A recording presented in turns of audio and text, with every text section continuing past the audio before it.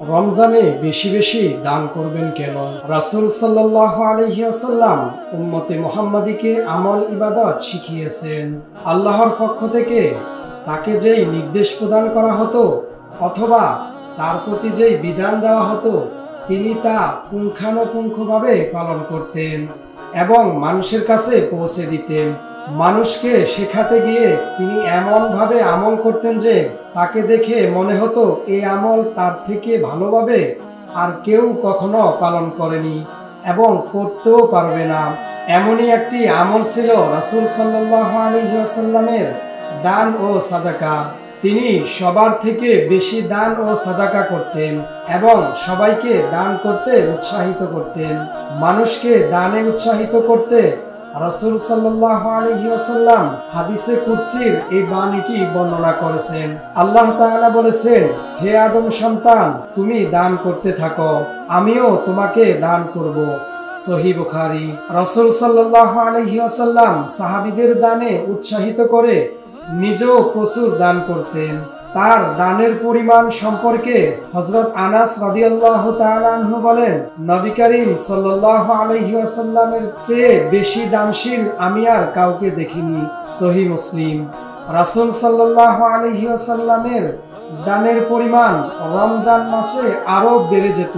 তিনি রমজানের রোজা, তারাবি, কুরআন তিলাওয়াতের সঙ্গে পাল্লা দিয়ে দান করতেন। রমজানে তার দানের পরিমাণকে হাদিসে প্রবাহমান বাতাসের সঙ্গে তুলনা করা হয়েছে।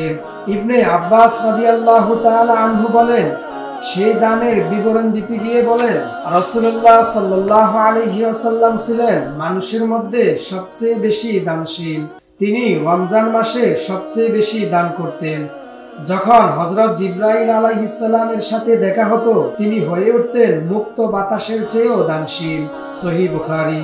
ইবনে রজব হাম্বলী রাহমাতুল্লাহি আলাইহি রমজান মাসে দানের অনেক উপকারের কথা উল্লেখ করিয়াছেন।